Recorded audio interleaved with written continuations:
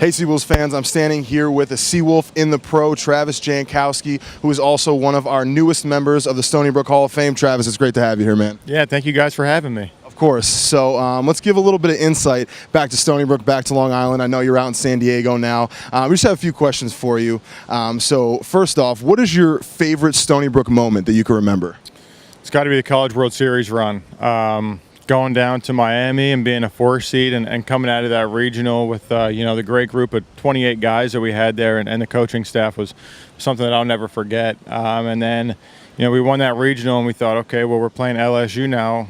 Like awesome, like hooray, and now we got to lock it in for LSU, who's one of the best teams in the country, and going in there and winning this series there and then going to the College World Series was that's something I'll never forget, and something that whenever I meet with the guys who were on that team, that's something that always gets brought up.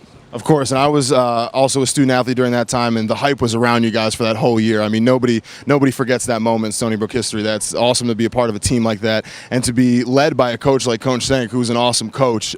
So let's give somebody a little bit of insight. What's your funniest Coach Senk story that you have? So there's a couple. For time purposes, I'll tell this one. So this is my sophomore year. We're driving down to Seton Hall, and we got 3 vans for 28 guys to drive down there, and the coaches are driving them, and one of the vans, I don't know if it blew a tire or just straight up broke down. I think we were in the middle lane and it just stopped going. So like our assistant coach is driving it. He pulls off to the side of the road. We got 3 cars, 3 vans behind it, 2 vans behind it. Coach Senk's driving one. He pulls over and stops, and he's like, "Oh, what's going on? What's going on?" And the 3rd van just whizzes by us, and I'll never forget Coach Senk's reaction when he saw that van fly by. So we obviously there's not enough room for just 2 vans, and Coach Senk and his accent, he goes, "What the hell? He's driving like a bat out of hell. What's he doing? He's flying down the road. Oh my God! Oh no! What are we gonna do?" So he was just flipping out and just all flustered because we had a game in about an hour. So that was one of the many Coach Senk stories. That's awesome. I heard he's a very funny coach to work with and also a great leader as well. So let's tie in a little bit of the major league here. What is your favorite ballpark besides Petco Field to play at? So there's 2. I like going to San Fran up at AT&T Park. Something about that stadium, the look of it, the bay in right field. It just has this really nice, like, kind of baseball type atmosphere, baseball type feel to it. The fans get behind, the Giants there pretty well, so it's always packed out. And then PNC Park is awesome too. The backdrop with that yellow bridge there is awesome. It's beautiful, and they also got that river going in right field too. So it's neck and neck between those 2. If I had to pick, I would just say AT&T because I play there more. I like that. That's pretty neat. So with that being said, you've been in the majors for a little while now. Everybody knows that you're a relatively fast person. You have a lot of stolen bases. What will you remember more, your first stolen base or your first hit in the majors? I got to say first hit. First at bat in the big leagues, John Lackey, who's a heck of a pitcher. I just remember I hit a line drive right up the middle, second pitch I saw. So it's one of those things. I swear to you, like when he threw that ball, I could count the seams on it. That's how locked in I was, and still trying to get that feel back. Haven't seen a ball like that since. So, but no, that was just one of those things. I got the ball in a case still up in my house, so it's one of those things that I'll never forget. Of course, yeah, that's a landmark moment that you have. So a lot of people back in the island know you as Fred, but I mean, last time I checked on the roster, it's Travis Jankowski. So where you got to explain, where's Fred come from? Yeah, so start off, I'm the youngest of 3.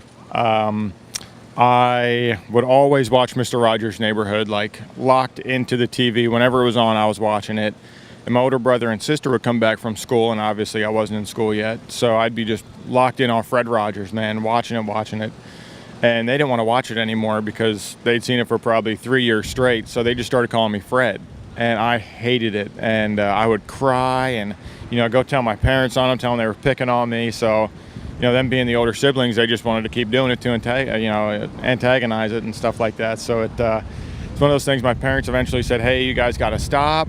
And they said, "Okay, well, if we can't do it, we'll get our friends and our teachers to start calling you Fred." So next thing I know, I go to school and all their friends are calling me Fred and teachers are calling me Fred. And here I am in Citi Field, and 2018, 27 years old, still going by Fred. So it's just one of those things that stuck. I like that though. That's a funny story. You know what I mean? No harm, no foul with that. Sure. So playing for the Padres, who's one of the funniest guys in your clubhouse?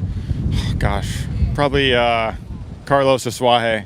Yeah, he's funny. Little guy, dude, he's hysterical, man. He just, I don't know if it's he doesn't have a filter or just, he's maybe has a little bit of ADD, but can't sit still. Always just whatever he's thinking just comes out, and it's hysterical, man. So he's probably one of the funniest guys in there. I like that. So let me see, who's your bench coach right now? Mark McGwire. Mark McGwire, never heard of him. So who's funnier, Coach Senk or Mark McGwire? Boy, I tell you. I'm still a little intimidated at McGwire, so I'm going to say Coach Senk's a little bit funnier. Okay, I like that. He's your coach right now. He's not your friend yet. You know what I mean? Exactly. All right, so, just to wrap this up, give us one thing that you miss about being back at Stony Brook, being back on Long Island. Obviously, you're out, in San Diego right now. Very different vibe, other side of the country. What's one thing you miss about Stony Brook? Man, I'll tell you what, I just miss kind of the hospitality. I remember, 28 guys who I was with, they were, no joke, they were my brothers, man. I know they had my back, we had their back. All the relationships I built on campus, off campus, in that area was something that I'll never forget or take for granted. And of course, I miss Port Jeff, man. Port Jeff was a good time to hang out in and go out and just enjoy yourself a little bit. Of course, I love that. Well, thank you very much for taking the time with us, Travis. I know you have a very busy day. There you go, Seawolves fans. One of our best Seawolves in the pros, Travis Jankowski with the San Diego Padres.